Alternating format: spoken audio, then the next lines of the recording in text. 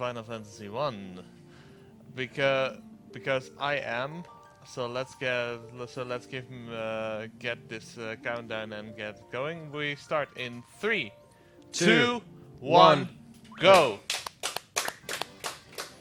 Okay, we're gonna start the game with instantly with a glitch, and I'm gonna explain what happens after this glitch. So, NPC, please. instantly better NPC NG.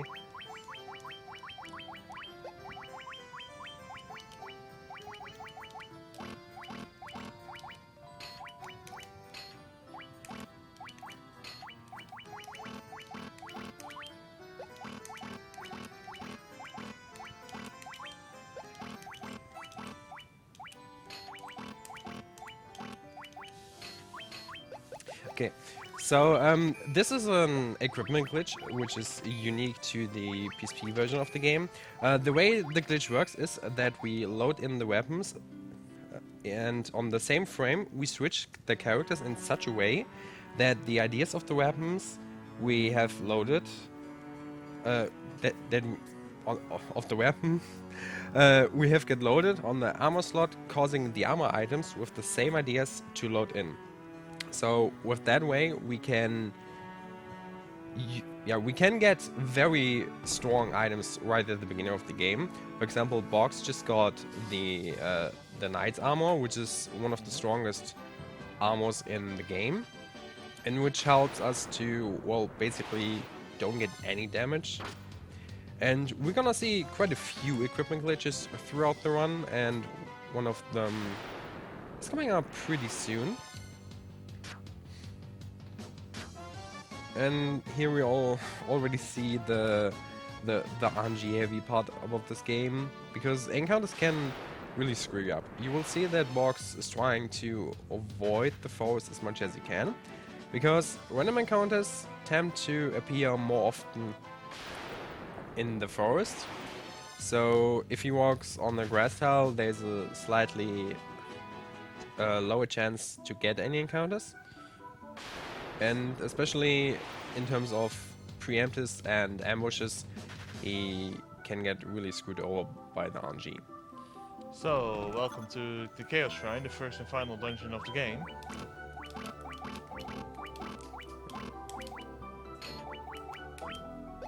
Also, by the way, this is Boxy, my name is Indy. Just if you're wondering. So yeah, this was the second equipment glitch. Now we glitched the lever head into the weapon slot, which causing the game to load in the Judgment Staff, which is one of the strongest magic staffs in the game. Usually you get the staff by defeating one of the optional bosses in one of the bonus dungeons. And this staff is actually pretty strong and can mess up the game that even usually a physic attack warrior can use the staff. And we're also gonna see later in the game that the mages can wield swords and axes and stuff, which is pretty cool. This was Garland, the first and final boss of the game. Although we do fight him twice. Little spoiler there for you. Well, I mean, technically we have seen Final Fantasy 1 at this marathon already, so I can Not many surprises took the there. spoiler there already. Right, now we need to talk to the princess that we rescued, and we get the loot. Fun fact, if we just walk out, then she calls us back to give us the loot, which is an important item we need in like 1 hour and 20 minutes about. And I think it's the NES and GBA version, correct me if I'm wrong, but there are other versions in the game where she doesn't call you back, and you need that item, and if you don't have it, then you have to figure out yourself what to do. Yeah, at the worst possible instance, you figure it out when you need the item, which would make a 5-minute backtrack or something. Really lots of time loss if you forget it. In the NES version at least, I'm not sure about the GBA version. I know there were two versions. GBA, you also have PSX, but PSX is the same as the NES. And the game in general tends to not tell you where to go. There are some NPCs to tell you where to actually go, but most of the times it's if you don't know where to go, then it is very hard to know. Also, this cutscene in the PSP version, it's actually skippable. In the other versions, you can't skip it. Yes. Now we're making our way to Provoker, because a little bit about the story of the game. We are the warriors of light, and there are 4 elemental fiends that threatening the land. The elemental fiend of the earth, the wind, the water, and fire. And we're on a little island, and there's not really much to do, so we want to get ourselves a ship. And for that, we're gonna travel to Provoker, where apparently there's a big port, I think it's called. Port. So we want to get ourselves a ship there. But apparently the city is full of pirates. So we're gonna have to fight these pirates.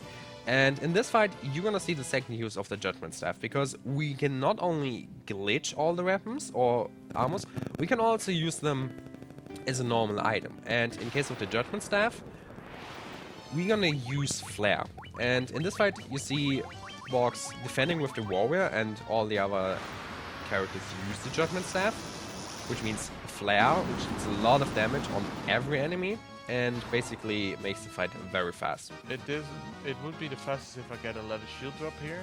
Let's see. Yes. Yes, there was Got a it. leather shield. Nice. Leather shield is an item I need for the new route. Recently, there has been a newer route has been developed, which deals slightly better with bad RNG. So on average, is faster.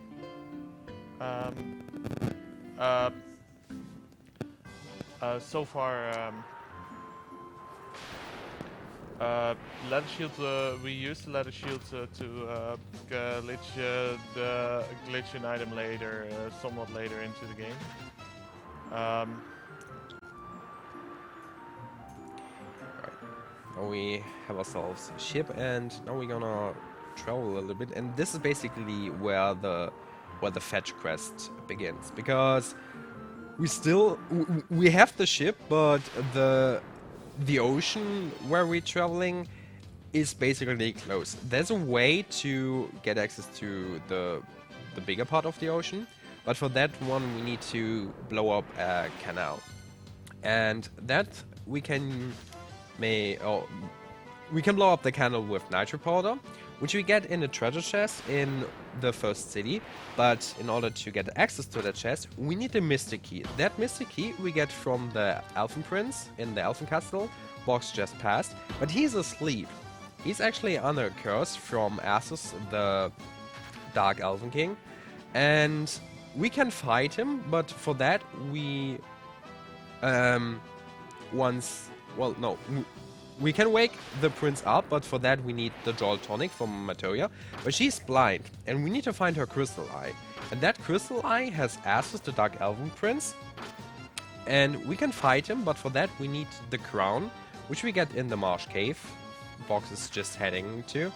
So this is a really long fetch quest, and like I said, if you don't know, then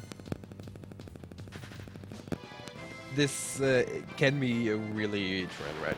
Yeah, and especially in the early part of the run, we have well, the knight's armors don't do much for our agility, and agility is one of the stats that determines how easy you can run away in this game.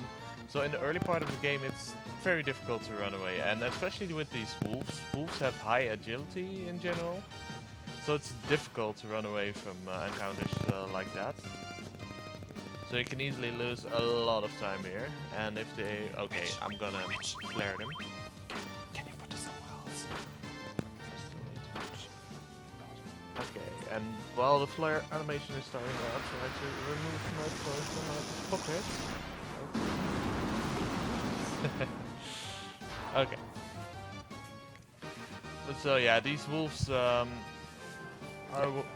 after a while of not being able to run away from enemies, it's just faster to kill them, obviously. If you get really, really bad RNG and like Graves. Don't see that one often. back attacks or so. Luckily, the Marsh Cave is one of the dungeons with a very low encounter rate. I think it's actually the one with the lowest encounter rate. I think it was the lowest, yeah. So usually you get like 1 or 2 encounters. 0 encounters is not really lucky. I mean, well, it happens actually not that often. It's rare.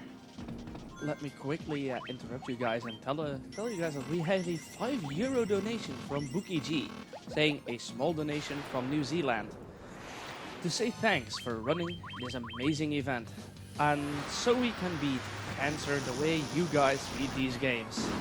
Nice, thank you. Greetings to New Zealand. So, and this was a Biscuit Demon, a little boss fight, which is also a spike tile, which means that on the tile Box is standing on, every time he steps on it, he will get a encounter. Yeah, it's very important that I remember to pick up the crown. It has happened to me and has happened to a lot of FF1 runners in their career that they forget to pick up the crown, get to Astus being told that they don't have the crown, and then have to backtrack all the way to Marsh Cave again, do the spike tile again, and then pick it up. I mean, it happens. If you want to be an actual runner, then you forget this at some point. But it's not a big shame. I mean, we have all done like very weird mistakes, but Tell me about it. I've done that specific mistake in a tournament match. I joined this year's Final Fantasy 1 tournament. Yeah, I completely forgot the crown in my first match, actually. so now we have the crown, and now we're heading back to. Well, we're heading to Astus to give him the crown, so he reveals his true identity. We're gonna kill him to get the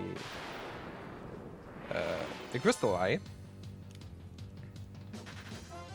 Yeah, and we backtrack a little bit towards the west, where there's a nice grass path up to the western keep where Astus is residing.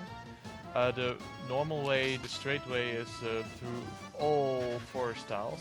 So, yeah, like Indy said before, encounter rate is higher on forest tiles. So, in this case, it's faster to just take the western route.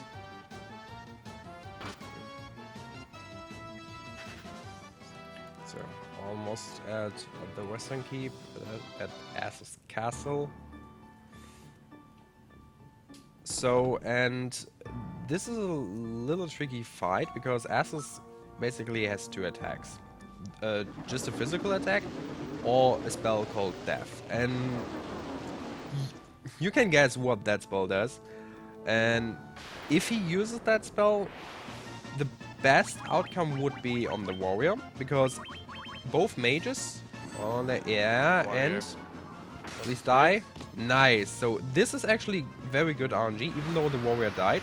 We don't really need him that much, because both the black and the white mage we gonna grind a little bit later on in the game, because we need them to be at a specific level so we can get access to specific spells.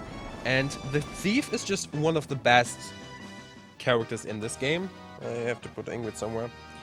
And yeah, we want the thief to have, well, as much levels as he can have. About the constellation of the characters we have, the white mage is obviously there for healing. The black mage can learn 2 important spells. One of them is teleport, which, well, brings us 1 floor out of a dungeon or out of a city, which we're gonna use later in the run at a specific point. And the thief is actually important because we're gonna use the equipment glitch for 1 specific weapon, and with that weapon, the ninja gets so OP in this game. It's ridiculous.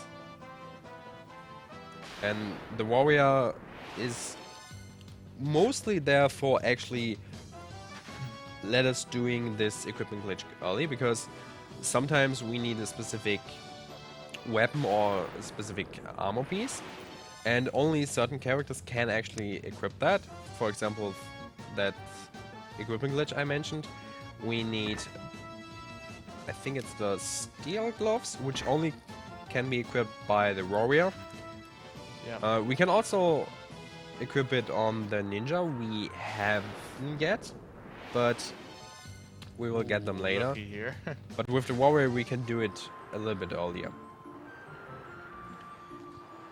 Yeah, but you just saw me get a preemptive strike on on an encounter with big eyes. Big eyes are not fun to encounter. No. They can paralyze your party members with using their gaze attack, which is in general a bad thing. Thief, please. No.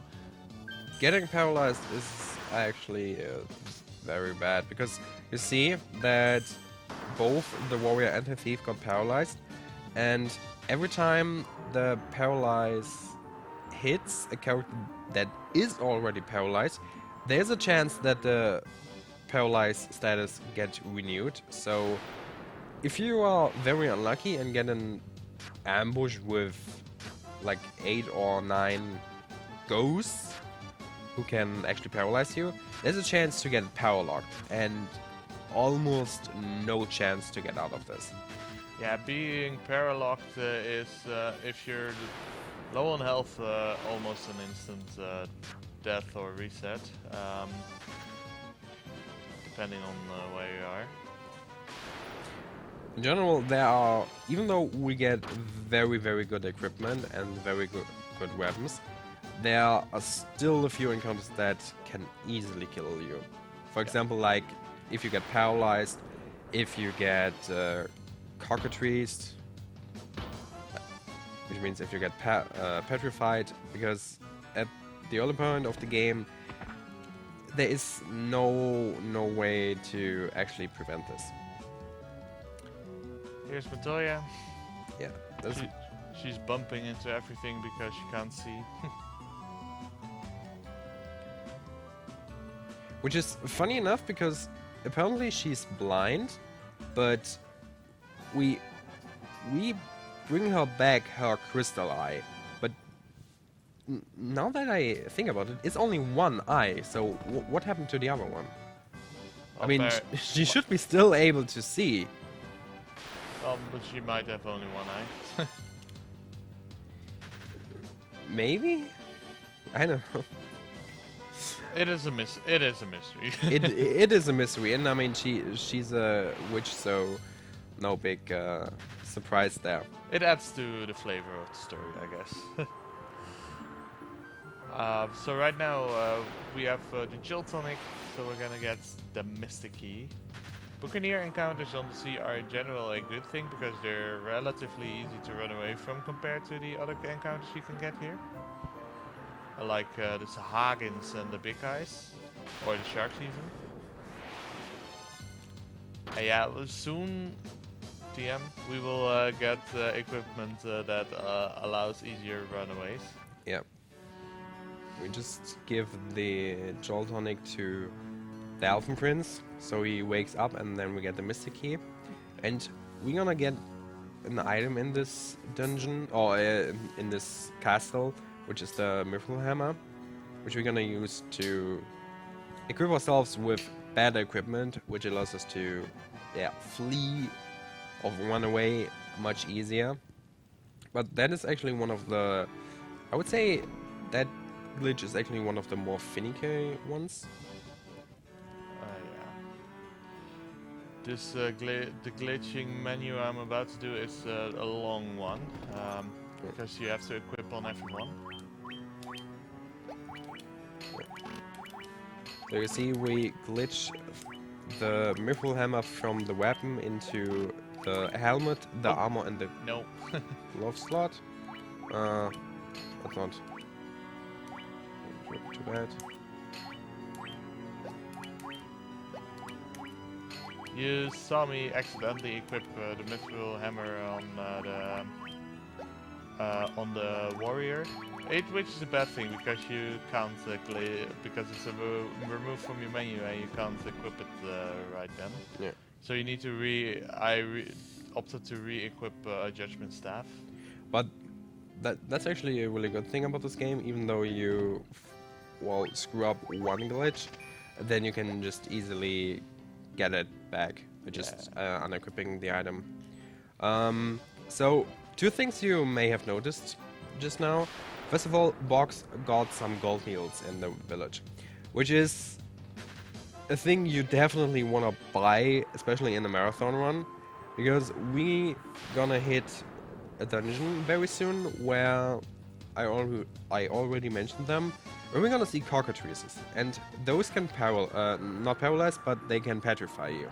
And if you get an ambush and you get like 5 or 6, they can easily kill your party, because if you're paralyzed and you don't cure it, then it's basically game over, and you don't want to do this. So, Box is also picking up the mithril knife for the newer route, and I'm just quickly gonna explain why you don't equip something on the shield slot, because some items have an animation, and if you equip an item or armor thing on the shield slot that has no moving or no animation, and the character blocks, then the game actually can soft block, which is a bad thing. There will be some items we gonna glitch on the shield slot, but this will be a little bit later in the game. Yeah, several items can be equipped on the shield slot because they have a guarding animation. So, guys, we just got a €5.02 donation in from the Warrior of Light, saying, "Hey, Indy, did you miss me? Hope you didn't, because I'll be here for another hour." Well, I mean, we saw the Warrior of Light getting a world record already in this marathon. Wouldn't be surprised if he strikes back. We'll see how the Warriors of what the Warriors of Light will do. And what? You will know soon enough. We will find out. This here we get to the end of the giant fetch quest we started. Finally. Because here we open up the canal and the whole world opens, almost the whole world opens up to us. Yeah, actually. Well, actually, we get access to the ocean, and we're gonna see something boom. Yeah, well, we skipped the kaboom because this cutscene is partly skippable. But still, boom! Like happy with little fireworks, yeah. How this cave it doesn't get flooded is beyond me. Well, I think some physics teachers can actually explain No, this to us. even Cruel, our in-house physics teacher, and Zita probably agrees as well, explains that some of this stuff goes beyond normal physics. But then again, it's Final Fantasy. Exactly.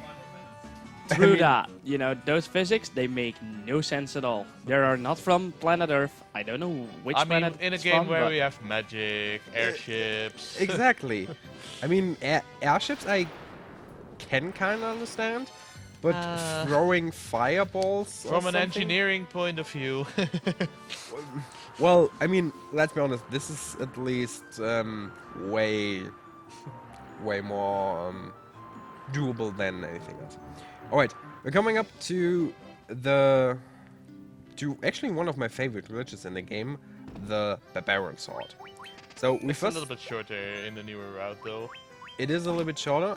We're gonna buy the steel gloves, and with that, we're gonna glitch the Barbarian Sword, which you usually only get by defeating the super boss Chronodia in the final dungeon labyrinth of time, and that only if you beat her in her Strongest form. strongest form.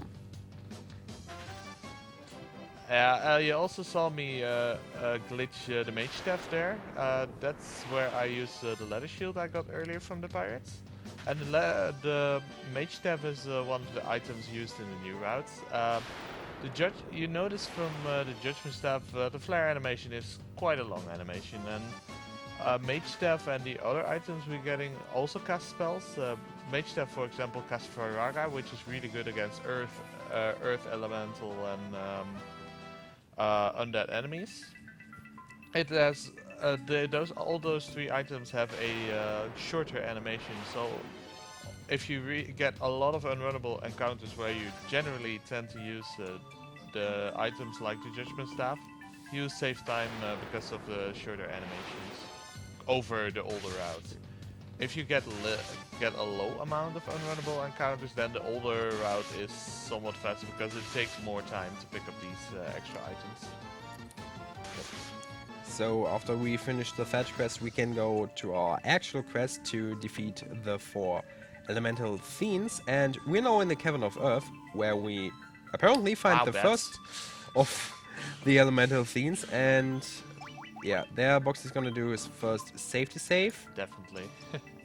But yeah, we're in the Earth Cave, where we're gonna find the first elemental fiend, but apparently the way is blocked, so we have to do just a little fetch quest.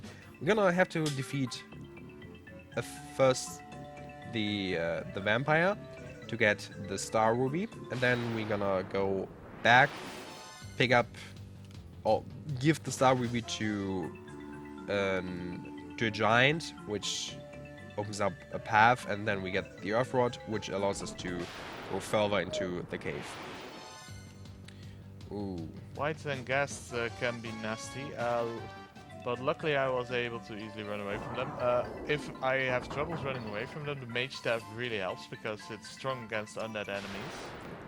And here you see how OP the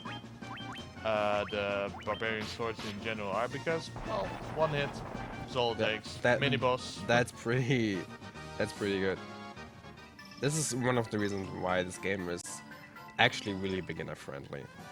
I mean, if you want to learn it, I think when I picked up the game, it took me like 3 hours to finish the game, which was more like a casual run. But after that, it's pretty easy to improve as long as you know where to go, because this is probably the hardest thing about the game. As long as you know where to go and which exit to use, then this game can be a very cool speed game, except for when you run it at the marathon. Yeah, you may notice my estimate is set at 140. It took me, I got that below that time within a week of starting to run it. So it is very easy to pick up. I picked this game up at the end of last year in December for the tournament. Exactly. So yeah. So yeah, you can be me within a week, basically. I mean, it's pretty doable. Like I said, if you know where to go, and if you don't let the RNG get to you, then this is a very cool speed game. Yeah, the trek out of the cave from Vampire is a long one. What you can opt to do, but is to do a so-called 16 puzzle on the ship. 15. 15. Oh yeah, 15. Sorry, one off. It is a mini game you can trigger on the ship, and if you solve it within a certain amount of time, you have a 1 in 6 chance to get an emergency exit drop, which instantly, if you use an emergency exit right there in the cave, you get instantly teleported out. It takes you about a minute to get the item, and it saves you 2 minutes. 2 minutes of the trek in general. So on average, it would save you 1 minute total. If you would get it first try, of course. If you would get it second try, well, you basically die normal execution. If you get the emergency exit, it saves a lot of time and a lot of nerves. Shoutouts to Crew for demonstrating it after our ESA run and showing that if he would have actually gotten that, gone for that and gotten that, he would have actually won that race. Yeah. Goes to show how RNG can determine a lot of things, but some RNG can be avoided, luckily. Some RNG can be very unlucky. A lot of RNG can just ruin your life. I may want to tell you the little story why I actually now hate this game and the Roar of Light. A couple of weeks ago, we had a three-way race between Box, Cruel, and me at ESA, and it was a pretty good race. Besides the fact that one of us three got horrible RNG, and like I mean like really horrible RNG. Like everything that could have gone wrong went wrong. Yeah, the RNG was kind to one of the three runners, basically the winner. Hypothetical. Well, it was also really kind to Cruel because he finished like a minute apart of you. He gotten the most wolves I've ever seen him get, I think. He definitely got, but he still managed to pull a good time off. And I finished like 10 or 11 minutes after this, which I not completely blame on my not existing practice I did, but mostly on the RNG. Yeah, RNG wasn't really nice to you. I agree. I mean, I even got petrified, which is kind of my thing, but I don't think that was a good time to shut off. This game can easily lose you lose you 4 minutes in this dungeon and gain you 4 minutes on the next dungeon. It can change very quickly. For example, in that race Indy just mentioned, I got a full paralysis lock in Cavern of Earth on the 3rd floor. I reset and then got a encounterless 3rd floor. So it can change very fast, depending on some RNG. But yeah, right here, so far RNG hasn't been too bad. No.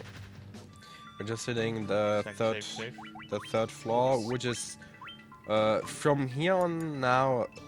This cave can be very dangerous. First of all, we can get in an encounter with Pisco demons, which are not that dangerous, but which are unrunnable. And we're gonna see throughout the run a lot of encounters that are unrunnable, which means we can't run away. We have to fight them, which will lose us a little bit of time.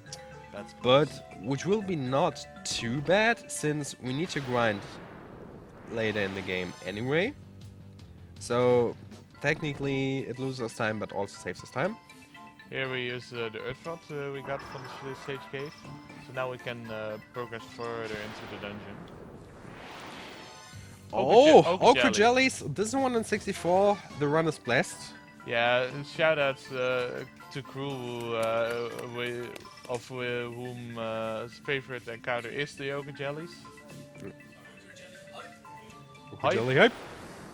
Unfortunately, I don't have the FFZ emote, so gotta disappoint the chat there. Otherwise, there is an FFZ emote of that specific encounter. I don't know. So yeah, all types of undead enemies like these refs, these ghosts, zombies and stuff can easily power lock you if you get an ambush. Then, like I said, there will be cockatrices. So, and this is our first elemental fiend, which is Lich. And even if you're on a very good run, even if you're on world record pace, you wanna save, because Lich can kill you. You can easily kill him in 2 shots, but he knows a spell called Blizzara, which definitely kills you. Yeah, and especially on the newer route where you only have 2 attacking members, it gets really dangerous. 8 sec. Yeah. There's the Let's see, Blizzara. let's see. No, Yeah. no. Okay. Yeah, that can happen. Unfortunately, I mean, he was faster than my thief. Sometimes it can happen that the white mage survives, and then you can set it up back up again, and that will cost you a turn. Overall, it's faster to reset. Let's see if I can get lucky the second time.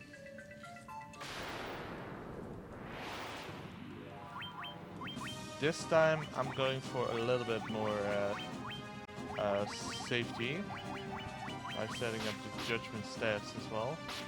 Yeah, that's But it. I got him no Nice. problem from the warriors and thief.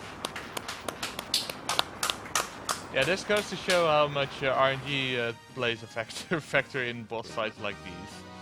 But luckily, this is one of the few boss fights that can be actually dangerous.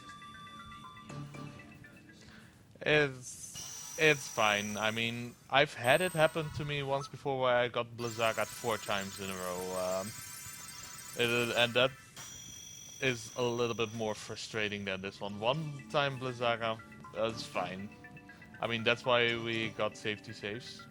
And here we see the after each elemental fiend, you see a bonus dungeon unlocking in this game.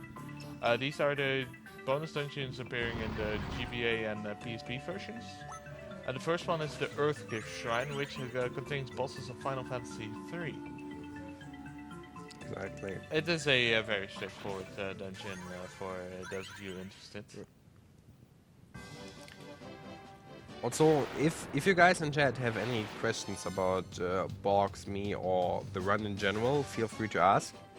I have the chat open here, so if you want to know something, for example, why the Warrior of Light is such a bad person, let me know. Alright, time for the next wave. Now we have defeated Lich. Technically, there's no actual order you have to defeat the elemental fiends in. But actually, Lich you have to do first. Because of the reason that we need the canoe for the next few elemental fiends. And we get this one only after defeating Lich. So we have killed him now, and then we're going to Crescent Lake. And after that we do a few side quests. Yeah, well, when you get the canoe, which we'll get in the next town, you have 3 options. You can go to Mount Gulk, which the game intends you to go to. You can go to the Citadel of Trials, and then to get the Red Steel, to get the class change, the last upgrade actually from Bahamut. And you can go to the Ice Cavern. We will be going to the Ice Cavern. The Ice Cavern is home to the Levystone, which gets us the airship. And the airship is the fastest form of overworld movement, as well as it avoids any random encounters. So yeah, pretty fast traveling. Here in Crescent Lake, I'll be setting up for another set of equipment glitches. Lust Dagger for you. You notice I'll equip the Lust Daggers on the White Mage and Black Mage, as well as the Black Garbs.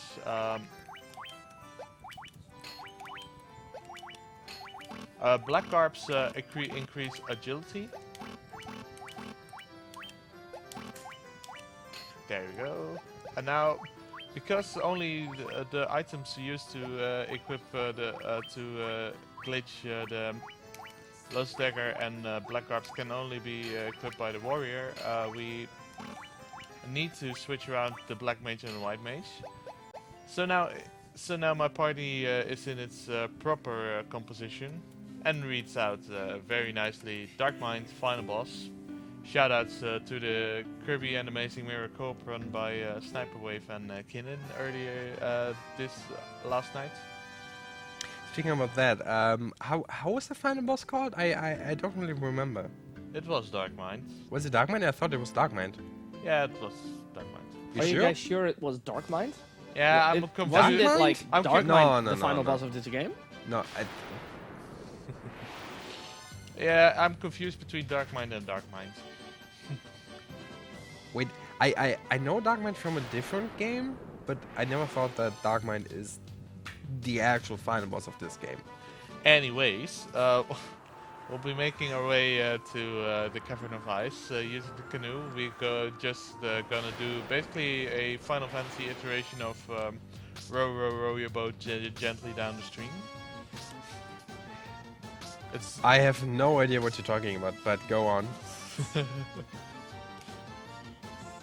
Excuse me for not knowing my memes, sorry. Indeed. row You your and boat not gently down knowing the memes. stream. That is the biggest lie you've ever told me. The biggest lie I know is that the cake is a lie.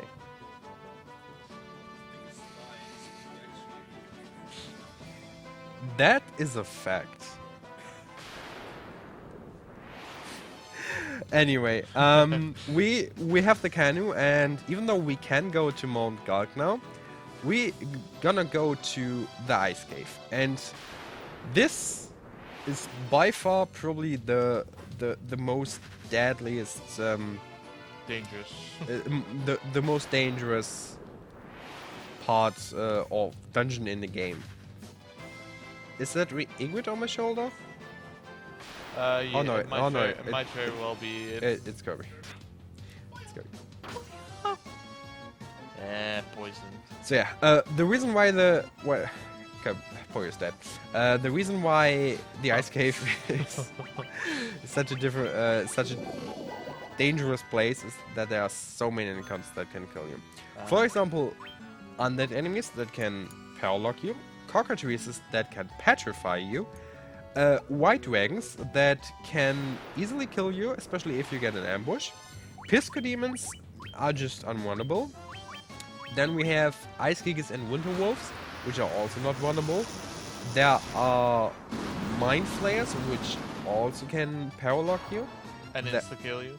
and insta-kill you. And there are dark Wizards. wizards, which can use the spell Firaga, Which insta kills you. which definitely insta-kills you. So, Getting 2 Biscuit Demon encounters in a row. This isn't necessarily a completely bad thing because we're gonna do a small grind in this cave, and a little bit of experience before that doesn't hurt too much. I mean, Pisco Demons are not a dangerous encounter. They just waste time because they're unrunnable. So Yeah. far, this cave hasn't been treating me too badly. yeah, we need to go here for the Levystone. Ooh, and I'm lucky. Yeah, if this would have been an ambush, this Could have gone Yeah. bad very quickly. and this is another. Ooh, this is another spike tail. Luckily, you got away. Yeah, in all the routes, you generally don't tend to equip black garbs on the white mage. I picked up Mithril Knife because I needed it for an additional equipment glitch, and that's why I also can. Ooh, Oh my God. this might be bad. I will. Oh. I mean, luckily you saved at the start of the game. At the start Of the dungeon. Yeah, You see. I'm gonna. Ooh. Let's see if black mage pulls through. No. Yeah, no. Yeah. Welcome to Wow. FF1, Wow. ladies and gentlemen. It sucks because I was a good chunk on my way to the evil eye, which guards the Levystone. So yeah, now this loses you a little bit of time there. And another Pisco Demon. Wow. Pisco Demons really, really love you. Yeah. Like I said, it isn't I can easily deal with Disco Demons, but they just missed. That's all. To be fair, I'm in this cave I'm kind of happy to see Disco Demons because it's not one of the other dangerous encounters. No. That's my consensus. I'll do an extra safety save when I'll reach that floor again. Okay. I think. So we need to go to the ice cave again. Another Jesus. Pisco Demon. Luckily, my white mage is very, very fast because I haven't seen a single Pisco Demon attack out in At those least 3 that. encounters. Well, yeah. While we are fighting our way through the cave, maybe Xida can tell us a little bit about what we're doing here. Of course I can, Andy. We are running in support of the Dutch Cancer Society, an amazing charity which aims to prevent and fight cancer and alleviate the suffering of those already battling the disease. 90% of your donations will go directly towards the Dutch Cancer Society. So get your donations in and change up those bit wars that we are having. Speaking of which, I'll just mention a few. We have the naming the character and the town in Animal Crossing, as well as the hero in Dark Story, where Dark Story is in the lead by 10 euros. Then there's the file name incentive for Majora's Mask, and at this very moment, Darkmind is in the lead at 9 euros and 2 cents, while Buttfish is in second place with 9 euros and 1 cent. God. So, if you want to call it Buttfish, Wow. get your donations in right now. This sounds like an upcoming bid war. I feel this. I'm gonna take an extra safety save here so I won't get reset all the way to the start of the dungeon Yeah. if I get a bad encounter again. Yeah, like we said before, the ice cavern is a very dangerous location, and especially if you get bad RNG, it can go down south really fast. You also may have noticed we haven't been healing our warrior and thief in a while. That's because we're gonna kill them for the upcoming grind, where we grind our mages. Oh lord. Yeah, this should be fine. Okay, this luckily this white dragon was a normal encounter, so I could just quickly kill it. Whew.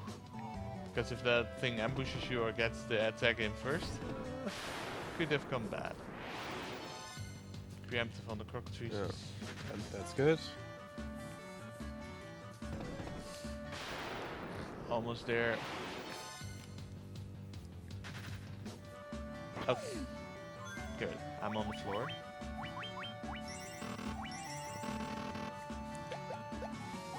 And just to be safe. So yeah, it's time for our grind.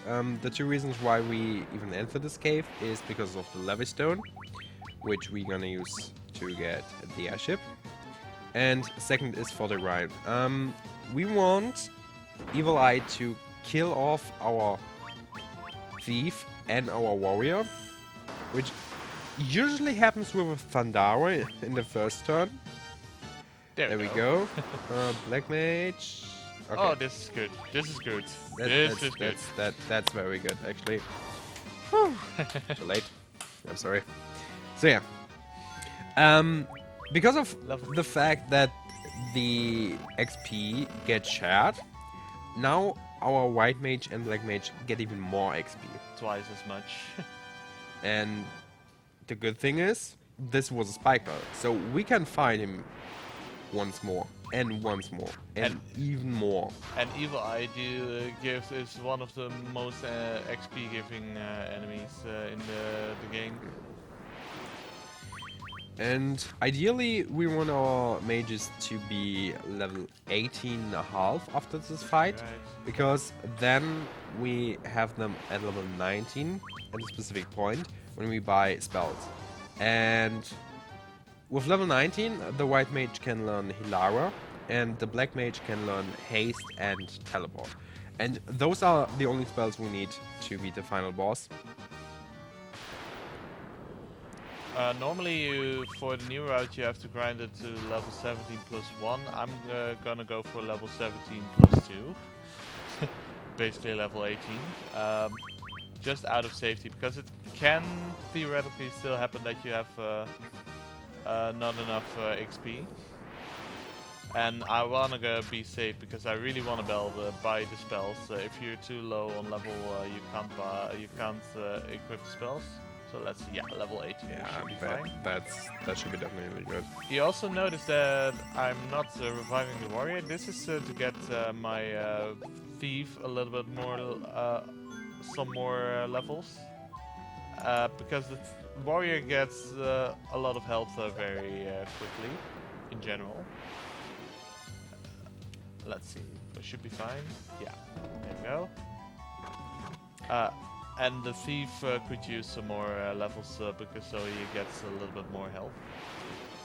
Because the thing, every time you get a level up, the amount of stats you get is random. You either get the highest or the lowest roll. Indeed, just to confirm, are white dragons a 1 in 64? I think so, yeah. I've gotten 2 white dragons encounters Nice. in this dungeon, so yeah. I mean, by the amount of 1 in 64s you already got, I wouldn't be surprised to see a Warmag. A Warmag is a very, very rare encounter. Yeah. He is 1 in 64, but we have seen other 1 in 64s. There are also More often. very rare 1 in 64s which you can only get in certain places like the Tyrannosaurus Rex and such. And then the Warmhag, which you can consider as a boss, because he gives a lot of XP, a lot of gil, and he is very, very strong. And but he takes, with our overpowered equipment, 2 hits to take down, which is a lot for a random encounter, to be honest. Alright, now it's time to actually get the airship. Yeah. Yay! Another We're little gonna fly. cutscene which I can skip. Also, my black mage is doing really fine on health. 210 HP at this point in the game is pretty decent for a black mage, if I say so myself. So, another cutscene we can skip. This one we can skip. And we got an airship. Yeah. With that airship, we have basically all the ways we can go. The only thing, bless you. Sorry. Rip. Sorry for the audio, guys. I just gonna warn chat. So with the airship, we can only land on grass tiles, which is kind of a shame because the place we wanna go is far in the west. So we need to go all the way by feet. And this is the last side quest we actually do, because we need some spells and we want to upgrade our characters. So we're gonna do a class change. For that, we need to go in this dungeon called Citadel of Trials and pick up the Rat's Tail. With that, we go to a specific NPC, give him that Rat's Tail, and then we get our job upgrade. There's also there's also a couple more reasons we're getting into this dungeon. We're getting 2 items, the healing staff and the gauntlets. Gauntlet is one of these items that casts a spell, which allows me to deal more easily with unrunnable encounters. And the healing staff we glitch into other items at a later point in the game. And gauntlets as well, by the way. Yeah. The gauntlet is pretty useful for us to glitching the golden staff, which gives our white mage, I think, 20 plus more intelligence. Back in the days, when we had a slightly different route, We grinded our white meat to level 32 or 33, which allowed us to learn Hilaga, which is a even more or an even better spell. But now we just only need Hilara, because in combination with the items we get, which increases our intelligence, we can, with that combination, we can heal with Hilara even more than we would heal with a normal unpowered Hilaga. The towel I've just gotten into is a spike towel for nightmares. If you get only one, it's good RNG, or if you get a preemptive, it's even better because it's guaranteed to run away. Nightmares at this point in the game are difficult to run away from. It is rare. It's in general, on average, it's faster to just kill them. Ooh, Horned Devil ambushes are bad because they can cast the spell of Blaze, I think, or a fire spell. Well, I'm not completely sure which one. They are just nasty. And that is just a long animation, which just wastes you several seconds. Gauntlets, and then we're gonna get the Red Still. And another Spike Tail against Dragon Zombies, which you can also get as a normal encounter in this place, which is the one at 64. And they might have a chance to drop a Mega Elixir. I still don't know if this fight also can stop a Mega Elixir. I'm not sure. I've never seen a Mega Elixir being dropped here, to be honest. I've never seen a Mega Elixir drop in the first place. So I've seen it several times. I did a practice run last night, and I got on the Dragon Zombies in the Chaos Shrine, where you can also encounter them. I got a Mega Elixir, and I've gotten it several times during runs. So yeah. Yeah, the Mega Elixir just completely heals your HP and your MP, which you can use as a backup for the final boss fight. Yeah, there's only a few percent chance you get that drop.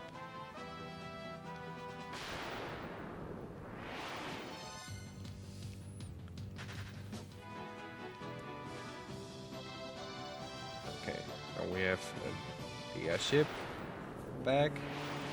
Okay. Almost. There we have. Yeah, the reason I did a safety save there earlier is you can get a sandworm encounter on the desert right there. And a sandworm encounter, oops, this island. A sandworm ambush could be really bad because you could cast Earthquake, and Earthquake would wipe your party. Yeah. So it's one of the more optional safety saves one could take. I do it in this case because I haven't been getting that good of RNG up until now. I'm just playing it safe. Alright, and there's the NPC we give the Rat's Tail. We get our class upgrade, and it's Bahamut! It's his first appearance in the series. Well, it's the first game in the series, so yeah.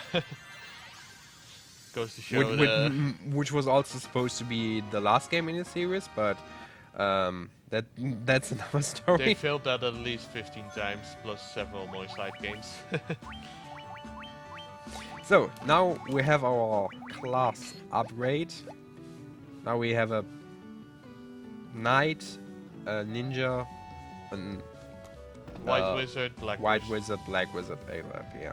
You noticed I equipment glitched a Lordly Robes onto the White Wizard there. This is to raise its intelligence. And now it deals more damage with its spells, or heals more HP with its spells. Okay.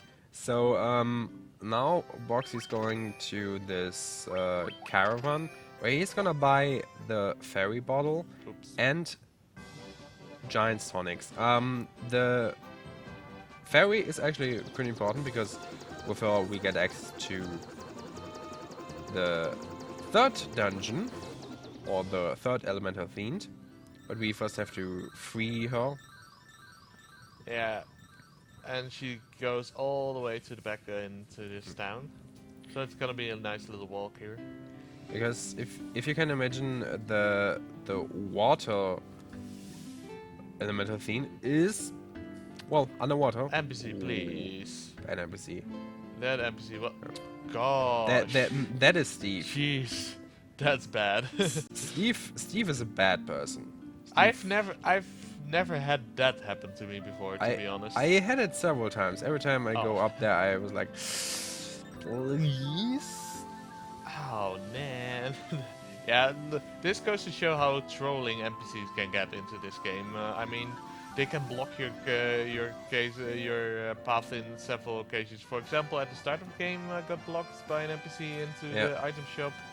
The brooms in Matoya's cave can block your entrance. Well, the bats in the earth, in the cavern of Earth, are a thing. And we still haven't seen NPC help, because there's a place with a lot of NPCs who can actually block you. Okay, let's go. You do the shopping menu later? Yeah, the spell shopping I'll do after after this dungeon. Alright, we're now on our way to our second elemental theme, and this is by far my favorite dungeon. This is Mount Galg. You're gonna see Boxy running on these lava tiles, because first of all, well, you don't get any encounters on these lava tiles. You get damage on them every step, but it saves you the encounters. So, yeah, this is a lava boost, ladies and gentlemen. Good for you, Indy. I really love this place. I really love it, because usually you get like 1, maximum 2 encounters with decent luck. The only thing I'm doing a little bit of safety, because you can get ambushed by enemies that can cast powerful fire spells, and that would be in wide. Especially since at this point into the cave without healing you're at low health. Fire Hydras, for example. A Fire Hydra ambush could be a bad thing. There's also a rare chance you encounter a red dragon, I think. The red dragon, the hellhound, I think. Hellhound Ogre Mage combination is an unrunnable combination, but sometimes it can happen that you have a Hellhound Ogre Mage encounter without one of the two, which would still be unrunnable, but you wouldn't directly notice. Also, one encounter that is very rare and can kill you is the Fire Elemental. Oh, definitely. Which you luckily didn't got. Yeah. To be fair, I've only one time in my entire FF1 speedrunning career seen a Fire Elemental in Mount Gould. I saw it at my ESA run. Oh wow! I mean, I was focused on the race. Yeah, fair enough, but it actually didn't surprise me. So yeah, that's I think we forgot to introduce her. That's Merolith, or that was Merolith. Yeah, blink and you miss her with our equipment. And here we see the next bonus dungeon opening up, the Hellfire Chasm, which Crew and Indy raised at ESA as well, as a donation incentive there. That dungeon also went to show that RNG isn't really nice to Indy here. No. In FF1. Well, people saying that I look a bit salty about my ESA RNG. Well, yes. It was bad, though. I mean, the thing is, the actual game I haven't really practiced for ESA, but the bonus dungeon I practiced so hard, and I got like the worst spawns in the dungeon. For information, Hellfire Chasm is a dungeon of which the floors are random. I forgot. Was it 20 floors? No, it was 10 floors with random in random order and mostly random spawns. Only the 5th and the 10th floor are set spawns with bosses, and there's one floor where you get a world map. Wow, this is good. I can buy a haste for my ninja as well, which is a good thing because I can use double haste on the final boss fight, which speeds it up a little bit. Yes. And it gives me more safety. So yeah, and in the Hellfire Chasm you can get one world, or you will get one world map, but you get one of 3 different, and depending on which one you get, you are faster or, well, slower. And I got like always the worst spawns, and I even went overestimate, even though I pressed so hard. So I try to make sorry and salty. I'm very sorry if I still look salty, but I still appreciate to be here for the commentary. I mean, at least this isn't too bad for me. Yeah, well, it is I who has to deal with the bad RNG here. Although, it's fine. I mean, it's FF1. So yeah, next to the third. That NPC, if I would have gotten later, that NPC would have blocked my path. Yeah, this is also one of the more common ones that can troll you. Yeah, it is rare for him to troll me. I've had it happen once during a run, and he blocked me for like 10 seconds. That was also funny. Or annoying, actually. So yeah, we're now in the sunken shrine, and that dungeon is actually underwater. This is the reason why we picked up the ferry, because she gave us the Oxyale, which allows us to breathe underwater. So, this is also... This is where the new route shines. Yeah. Where did my goggles go? Oh, there. There we are. Yeah, but this is the dungeon with the most unwannables. These Most Zahagan different princes. unrunnable encounters. The most difference, yeah. The Zahagan prince and chiefs are unrunnable. The water elements are unrunnable, and the ghosts are unrunnable. Yeah, and here, if you get a lot of unrunnables, the new route saves you a lot of time because of the spells having shorter animations. Gauntlets, I just used cast Tandaka, which is on these Sahagins water Aqua instant kill, especially with the Lordly Robes on the shield slot of the White Mage. So, on this floor, we're gonna pick up the Rosetta Stone. We need... Whoops. Hope the best cherry by accident. Nice. This is the floor where we pick up the Rosetta Stone, which we need a little bit later. Now we go... We technically have to backtrack to the entrance, but this is the reason why we picked up the spell Teleport, which instantly allows us to leave. Yeah, I still this need floor. to ether up. And then this second menu I also like because it's a really fast one. Basically, the triangle button and the X, and then mash the X button. So far, Sunk Shrine is has very soothing music. Yeah. And Nagas can be really annoying, so I'm just gonna straight up kill it. I've had bad experiences with the water Nagas. They are runnable, but okay, this is another unrunnable encounter. Ooh, note the gauntlets. I think this was like the Mage staff. third or fourth one. Is Uh, he gonna unwinnable? third or fourth, yeah. Not completely sure if I got a third one. But yeah, as you can see, these items dispatch of those unrunnable encounters really quickly.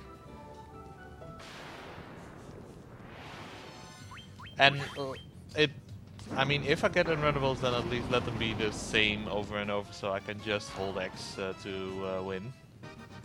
Because my white mage, I forgot to mention it earlier, but in Crescent Lake I sold my items in such a way that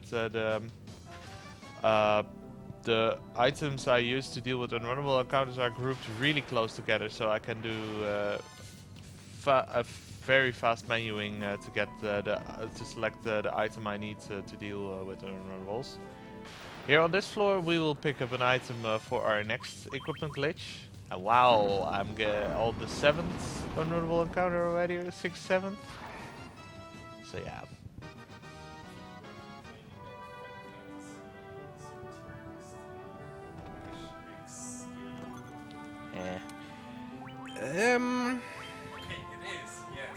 If you played casually, yes. I don't know if you heard that on stream, but some people complaining about that FF13 is the just mash X game, which I agree on playing casually, but I've seen speedruns where you like have to switch the menus and the paradigms like almost every second, which you need to do. But casually, it's definitely mashing X.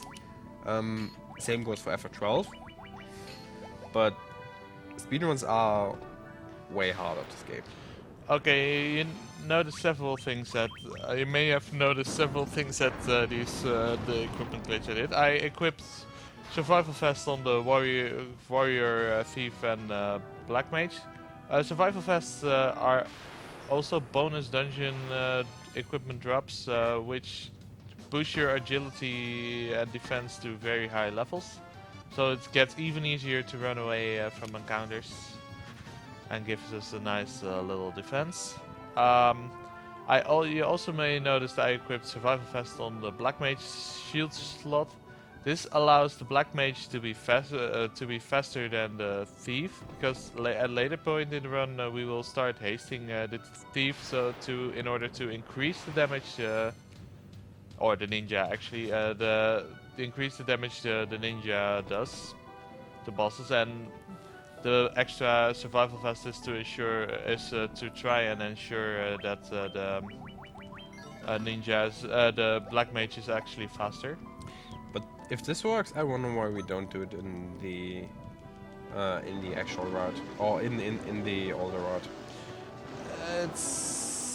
I mean, at least for warrior and white mage, it would be useful. Well, you don't use as much haste in the older routes. That's the thing. True. In the older routes, haste is only used. Haste is only used on Tiamat and the final boss. In the newer route, it's used on the first Tiamat, two of the 4 elemental Archfiend rebattles in the Chaos Shrine, and you use haste a little bit more in the newer routes. Also, yeah, that was Kraken. Yeah, like Marilith, pretty easy. Blink it or you miss it. And here we see Lifespring Grotto unlock. I forgot to mention that Hellfire Chasm contains bosses of Final Fantasy IV. Lifespring Grotto contains bosses of Final Fantasy V. Yeah, these are bonus dungeons with super cool and bosses. Final Fantasy V is a personal favorite among the Final Fantasies. I really like Final Fantasy V. Also, as a game. On that note, the Lifespring Grotto is actually, I think, the coolest bosses of all the bonus dungeons. Oh yeah, definitely. Because on the 5th floor you have to fight Gilgamesh, on the 10th floor you have to fight Atomos, and on the last floor you have to either fight Omega or Shinryu, which is one of my favorite enemies of the game. FF5 has pretty cool bosses, in my opinion, and aside from the PSP version, Omega and Shinryu are the toughest bosses in this game, I think. Yep. Even on the speedrun, those fights take several minutes to complete. Longer than the final boss even, I think. Exactly, yeah. Chaos usually takes like, after the menu, like 2 minutes? Probably. It takes 3 to 4 minutes in total. Shinryu and Omega take 5-6 minutes easily. Shinryu takes like 6 or 7, and Omega way more, like 11-12 minutes to beat him. And there are other categories like all bosses, or all dungeons, or all bestiary, where you actually have to fight them. And they are very cool, but they take a little bit. I'm going to go for a little bit more safety here, because we're gonna encounter Spike Tile next, and this is the last tile. It's a Spike tile with Cockatrices and Pyrolisk, and this is the last instance where they can kill me. Yeah. Because, basically. Yeah, we just got the Warp Cube, which we need to enter the 4th and last Elemental Fiend dungeon, and in one of the chests, we pick up the ribbon. And if you may know the ribbon from our Final Fantasies, the ribbon prevents almost every negative status element. But we only have one ribbon, so how do we protect a whole group with only one ribbon? Well, the way is pretty easy. We use the ribbon from the Black Mage's helmet slot to glitch the giant axe on Thief's helmet slot in my case. or Thief, but you can also do it from the Black Mage. But yeah, you use the ribbon from the Black Mage helmet slot, glitch it into the giant axe on the warrior, and with that giant axe we can glitch back the ribbon on the shield slots, which is the free slot on the characters.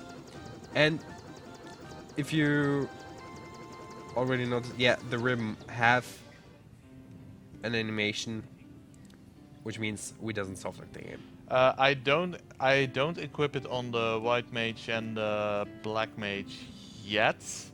Well, black mage because it has survival faster, which allows it to be faster, which is slightly more preferable at this point.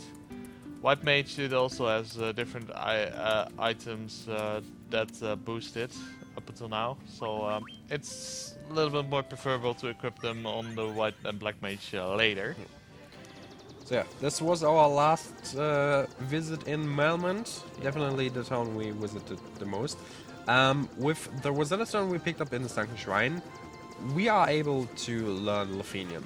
And in order to get access to the Mirage Tower, where the last elemental theme will be, we need the Chime.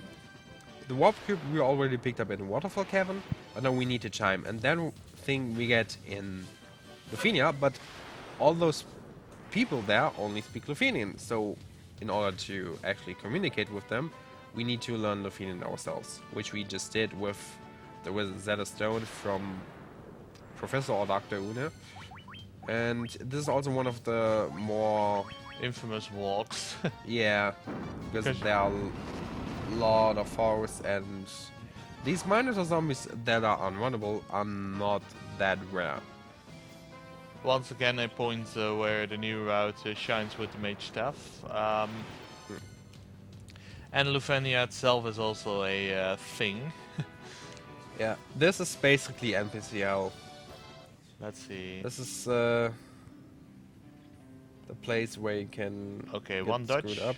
No, almost a second. There we go. That's NPCL. Yeah, it was only one NPC blocking me. It can happen that you have two NPCs blocking you. In the much older route, they didn't have teleport, so they would have to could get it on the way back as well. Oh yeah. It is several years ago. This much older route was used. And the Minotaur zombies is just a matter of dispatching them with a mage staff.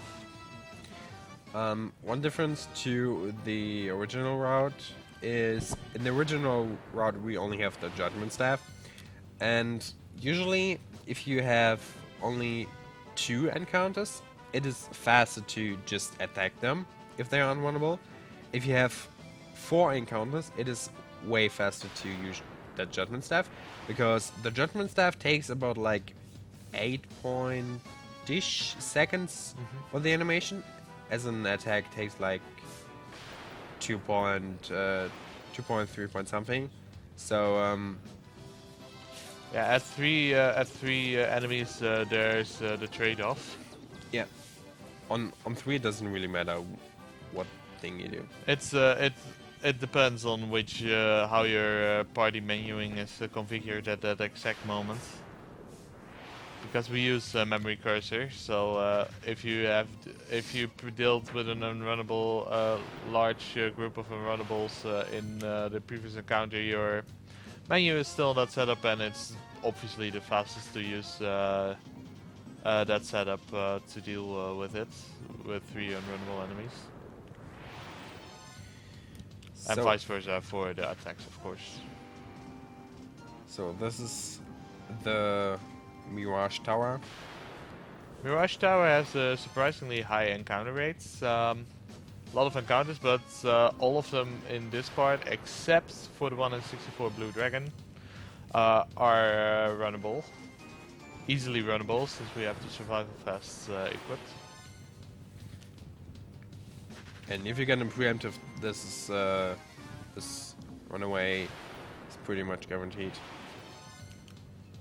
Hellhound said this in this dungeon. I know the Hellhounds are alone, so they are always runnable. And here we get the Spike Towel, the blue dragon boss. So yeah, he goes down, and then we enter the true elemental last elemental archfiend dungeon, the Flying Fortress, where Tiamat resides. And here can we also two unwinnable encounters. The blue dragon we already saw on the Mirage Tower, and our good old friend Evil Eye. Yeah, No surprise to see him here. I'm always guaranteed to get it at least once on this floor with my luck. For those of you, by the way, who notice, hey, Tiamat, I know that from Dungeons and Dragons. Final Fantasy took a lot of inspiration from Dungeons and Dragons back in the day. Obviously, Dungeons and Dragons predates Final Fantasy by quite a bit, by at least 10, maybe even 20 years. Sorry? The Dungeons and Dragons thing. I don't know, but Final Fantasy 1 turned or turns this year 30 years old. Yeah, so then Dungeons and Dragons is at least 10 years older. Yeah. So yeah, you see a lot of influences from Dungeons and Dragons. For example, the slimes, the grey oozes, ogre jellies, it's all in Dungeons and Dragons as well. I noticed because I recently started playing it.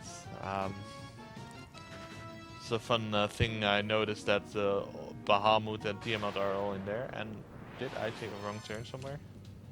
No left. That should be. Oh yeah, Okay. I So- miscounted. So time for the final floor. Even though there is nothing that isn't unwinnable, but the warm hack we already talked about can come here. No, it Maybe after the fight, but the reason why we always want the warm hack is, first of all, he's very rare and he's very strong. But if you fight him, you get a lot of XP. And by looking on your HP, the ninja might be good. Black mage might be a little bit different. Problem is, or the thing is, we want at least 255 HP on every character for the final boss fight. Otherwise, we have to use Giant Tonics on the final boss fight, which gives us 200 more HP. My cutoff is, I always set my cutoff at 270. to just to ensure a little bit more safety.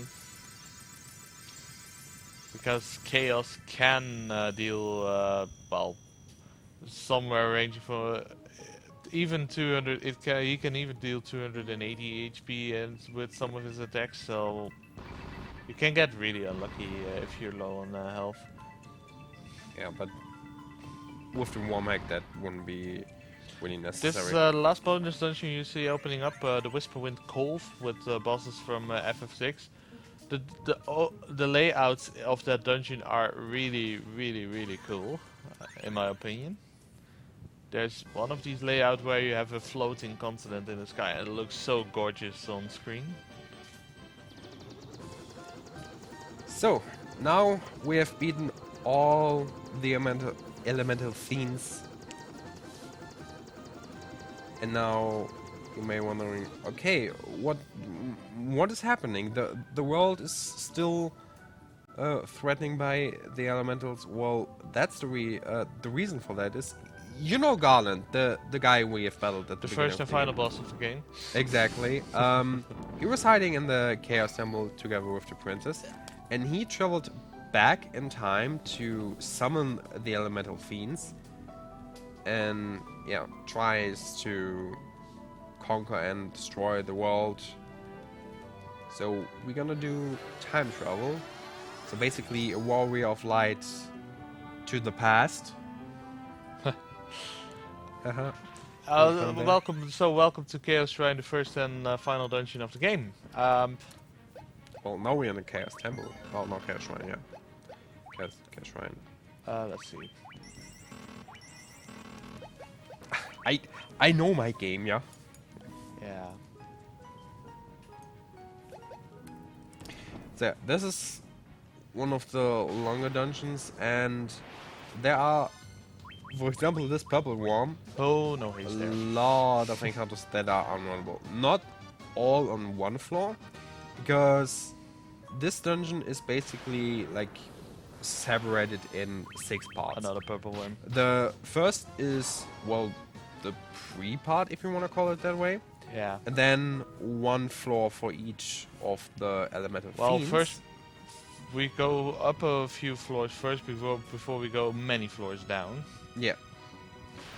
And then the last floor is the chaos floor. I don't mind the purple floor, the purple worms on the first floor as much because of let's see. Ooh, wrong item. Let's see, the black robes. I think it was the black robes. Could be wrong here. Yeah, the black robes. Okay. The purple worms, they give a lot of experience, and that's something I kind of want because my black mage could still use a little bit more health. And that's Death Eye, another spike tail boss. Eh. Yeah, blink it and you miss it. This is basically it. So, and now, yeah. The Box. loot. The loot. You remember when we were talking like 1 hour and 20 minutes ago? 22 minutes something. Yeah. When we said you need to pick up the loot or you need it for the endgame. This is basically the reason to open up this path. Indeed. The dragon zombies. Maybe I can get my mega elixir drop here. Mage staff. Funny enough, there are so many dragons in this. Only the white dragons are runnable out of these dragons. Exactly. I always struggled mega elixir. with the dragons you can run away from, which are the white dragons, but This is the only unrunnable encounter in this dungeon, by the way, that you need the judgment staff for. All other items don't deal enough damage to wipe them. and you have to use it with the white mage because the black mage doesn't have enough intelligence. Yeah, the white mage has several intelligence boosting items equipped on his or her persona. I don't know which gender, to be honest. But yeah, I that's what I meant. I always struggled with the dragons you actually can run away from, which are only the white dragons. But even then I attempt to not run away from, because, well, they can still easily kill you. Yeah, white dragons, even with these high agility boosting items we have equipped, are difficult to run away from. I mean, the preemptive with 4 of them is... yeah. It's fine. My ninja is in the safe zone, with enough HP for the chaos fight. My black mage not so much, but we might reach it, or else we just giant stomach it. It's fine. So yeah, earth elemental, the earth elemental floor. Most encounters on this floor are fine. I mean, clay golems, stone golems, ambushes, a little bit annoying, but easy to run away from. Right? Yeah. So now we're coming up to a little boss rush. And Earth there are the Earth Elementals. Yeah. 1 in Ooh, 64. not imbue. Yeah, they're a lot more common on this floor. Oh wow.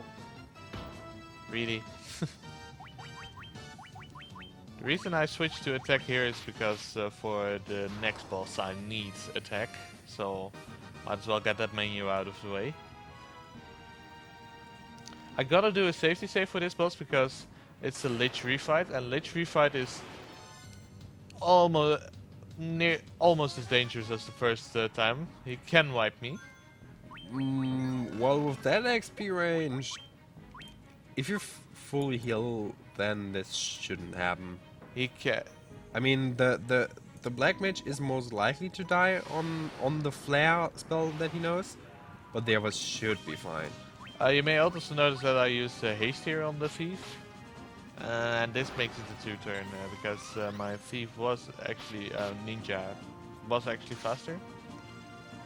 Well, luckily he doesn't use cast flare, so I'm fine. Because he goes down right now. So yeah, that's the first of the elemental Archfiendry fights down. 3 more to go. Yes. And a nice final boss. Ooh. Fair lizards.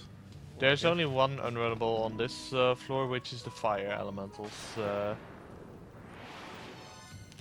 Luckily, other encounters such as fire gigas and fire lizards are more common. So yeah, guys in the chat, if you still have any questions about the run, then you have like 5 more minutes to pull them off.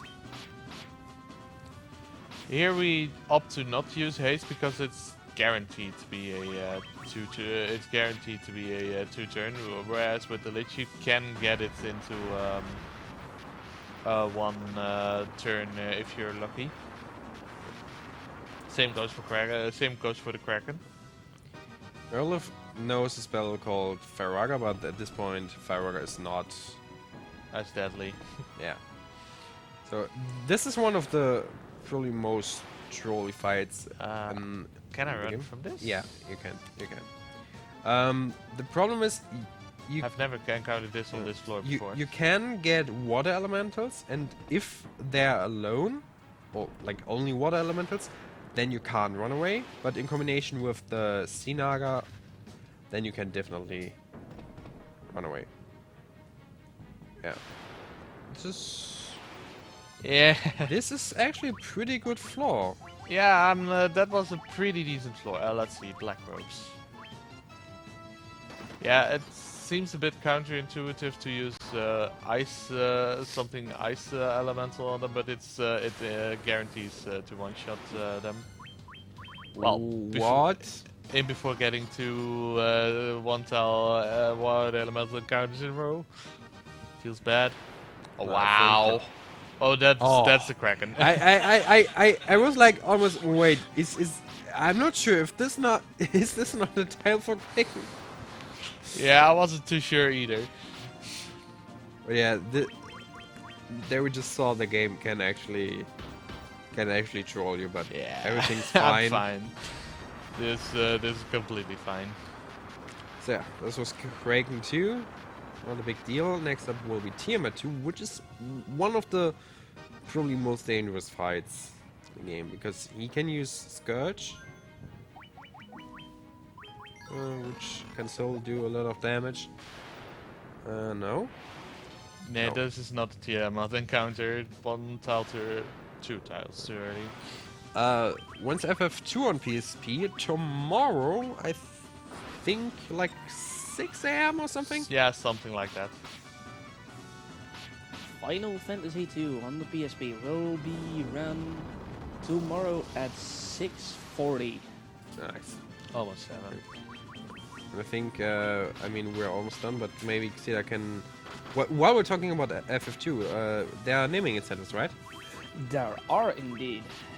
Let me quickly check them for you. At the moment, the Furion name is Indie with 19.40 €. Guy does not have a name yet. Poor Then guy. Leon has a name that's Cruel at 25 euros.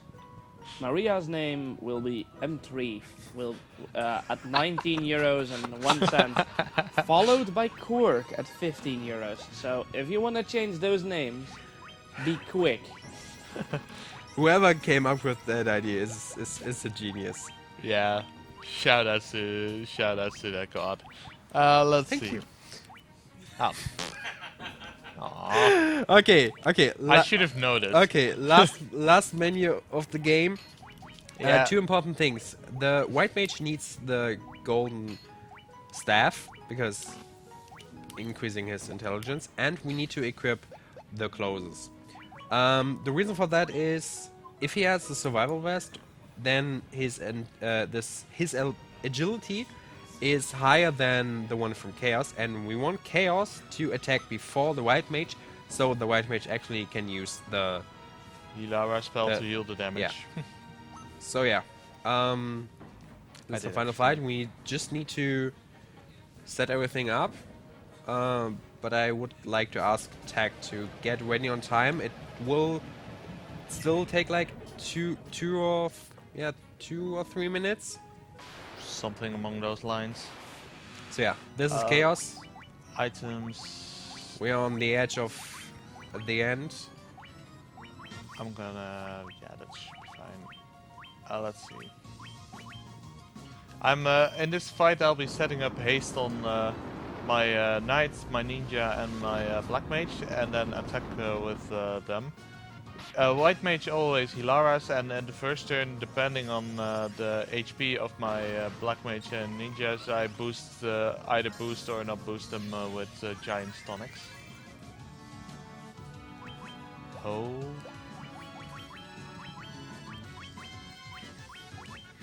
So after three turns, it's hold X.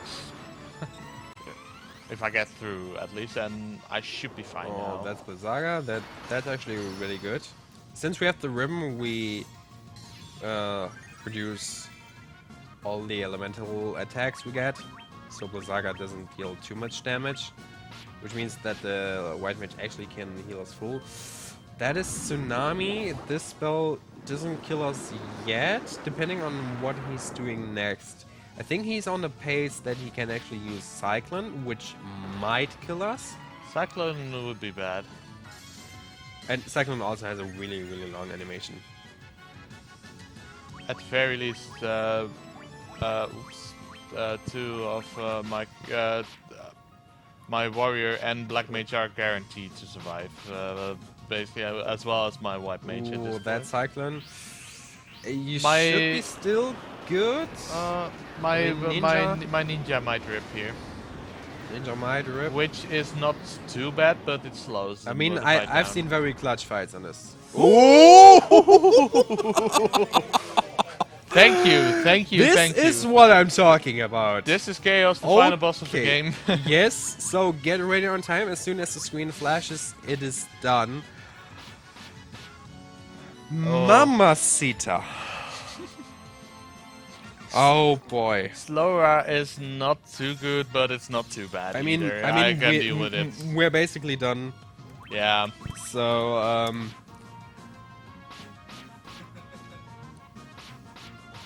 wait for it. Time! Time!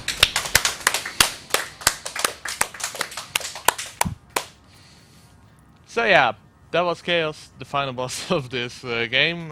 Final Fantasy 1 done in 1:37. Underestimate.